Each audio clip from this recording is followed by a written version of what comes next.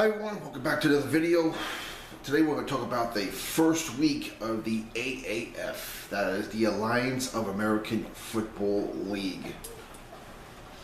What were my impressions of it?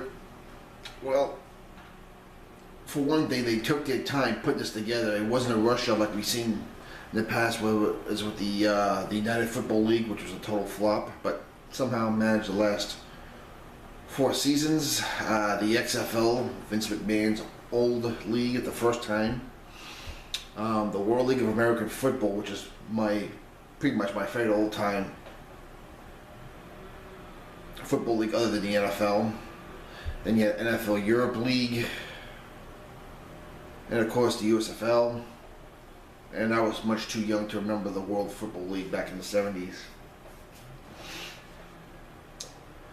But unlike the previous leagues, from my observations, and so correct me if I'm wrong, it's open to discussion, it's a fun discussion.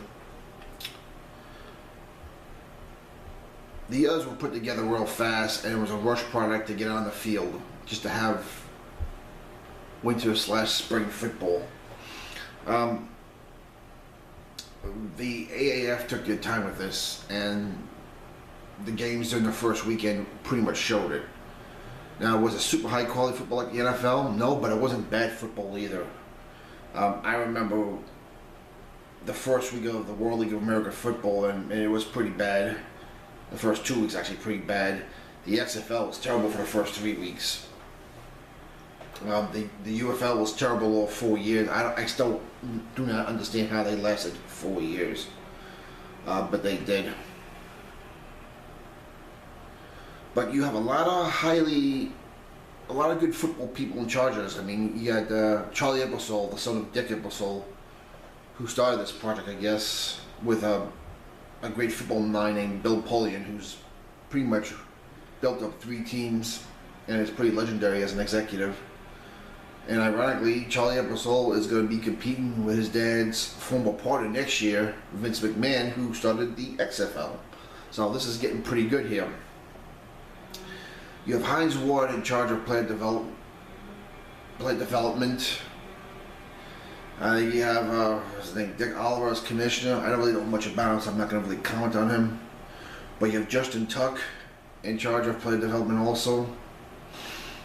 And you've seen a lot of good coaches from the past come back to coach.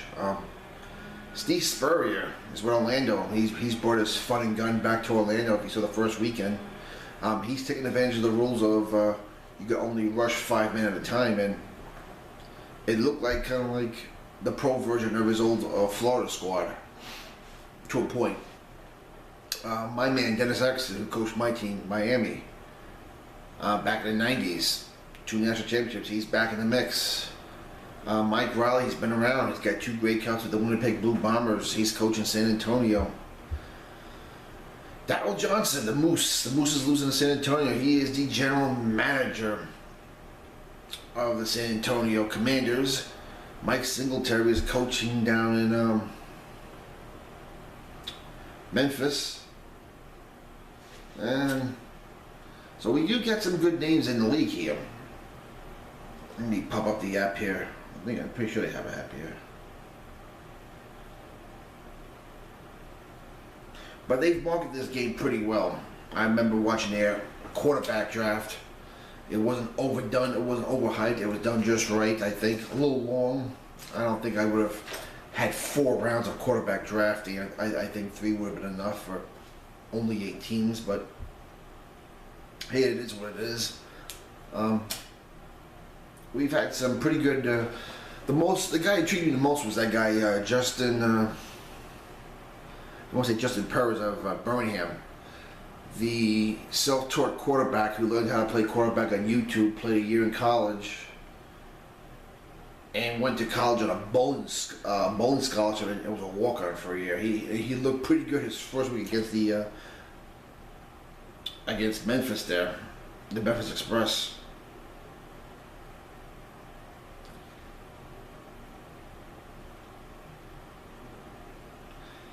And the play was pretty decent. It wasn't pathetic like I remember seeing in the XFL or the World League of American Football, or even NFL Europe League when they brought it back the second time. Same thing with the UFL.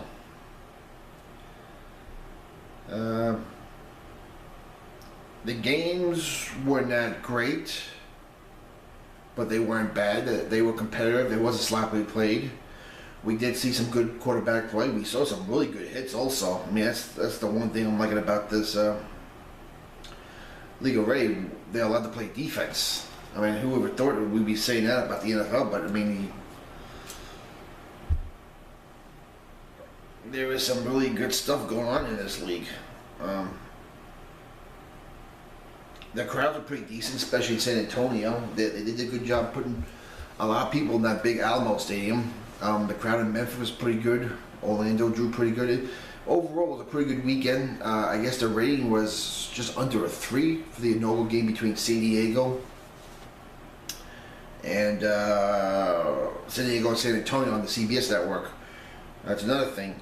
We got 3 good networks. We have 4 actually. CBS Sports Network, TNT, and the NFL Network are all covering these teams, which I find pretty good. And so they have some pretty reputable people willing to televise them. So it should be interesting next year when Vince McMahon restarts his his XFL. Who's going to get to a broadcaster? Right now, the rumor is ABC, ESPN, or the Fox Sports Network. But let's see who we are. We got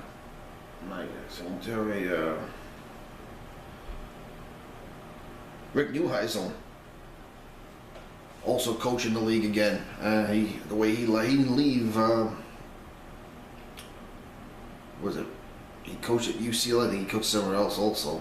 I can't remember where else. But he's back coaching again. I mean, which is pretty good. They do need some name recognition. And they have plenty of name recognition from the top down.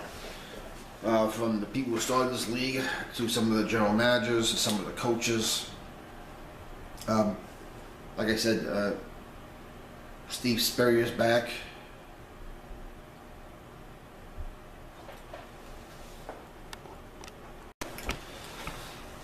And also Mike Martz, believe it or not, is coaching this league. Now, I'm surprised he's been out of the league for as long as he's been. I mean, those Rams offenses he had in the 99 to 2005 were awesome teams, and didn't work out good there. Didn't work out good in Detroit, but I mean, he's a pretty good offensive mind. But he's back in the league, and like I said, things didn't go quite good for him in the first week.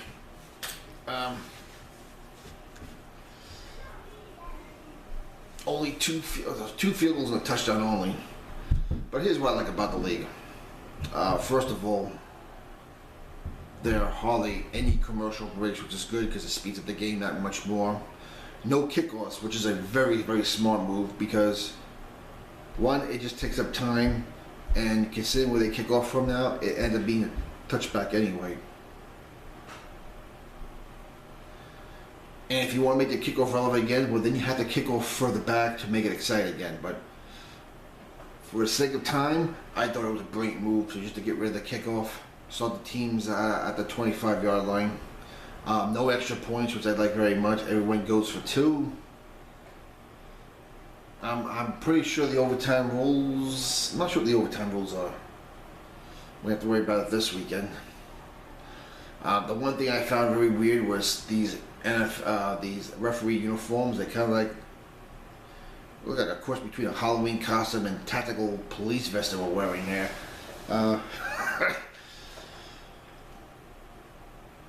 But other than that, my only gripe about the league is one thing. The championship game is going to be played on a neutral site. And I don't know why new leagues do this.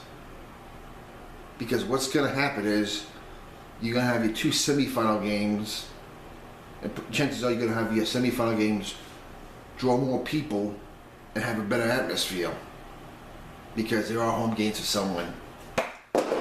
This is something I don't understand why new leagues do. I mean, I know they want to make it like the Super Bowl, and let's be fair, but if you remember before the Super Bowl, the NFL Championship was played at someone's home stadium, and there were some very, very classic games back then. The classic Cowboys and Packers Ice Bowl, the 1958 championship between the Colts and the Giants. You've had some pretty legendary NFL championship games taken on home field. And I guess the neutral site this year is going to be Las Vegas, which is not even an AAF city. But I have a problem with this. In your first year, you need to develop a fan base, you need to develop a TV audience, and revenue is very important. And I'm afraid we're going to see bigger crowds at the semifinals than at the championship game. And hypothetically speaking, say like if San Antonio and Orlando play the championship game, do you really think the people in San Antonio are going to make the 1,100-mile round trip approximately to go see the championship game? Or better yet, do you really think you're going to see people in Orlando travel 4,000 miles round trip to go see this championship game? Not like, and what's going to happen is you're going to have all the locals in Vegas go to this inaugural championship game.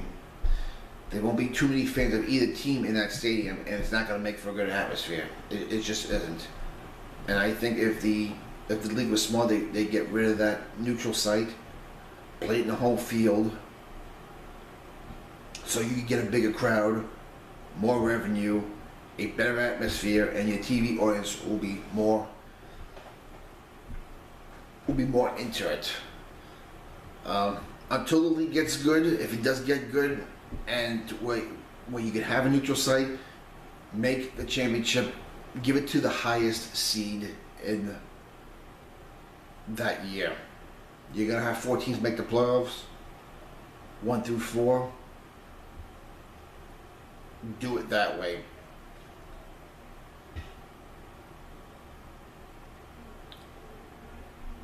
Because in this first year, revenue is everything. Fan interest, TV audience is everything. And the last thing you want is to have 2 good semi-final games with a good atmosphere and a blah atmosphere at your championship game. I wish they would just play the championship game on the home field. And if you don't think that's a good idea, go look at the 1992 World Bowl between Barcelona and London. The beginning of the year, London was the neutral site for the first World Bowl, but London happened to make it that year. They almost sold out Wembley Stadium, which is a pretty big stadium. They came within a few thousand short of selling that game out. And the atmosphere was awesome. And even if you're not a fan of the league, you couldn't help but look like, wow, that's a pretty good atmosphere. And it was. It was a fun atmosphere. So I think both the XFL, which is coming out next year, and the AAF should just switch to having the highest seed playing the championship game. That's my only gripe about it right now. I like the fan interaction with the coaches and the players on the sidelines. I think the replay booth live, listen to what they see is pretty cool also. So that's my thoughts on the new league. Let me know what you think. We'll talk to you later.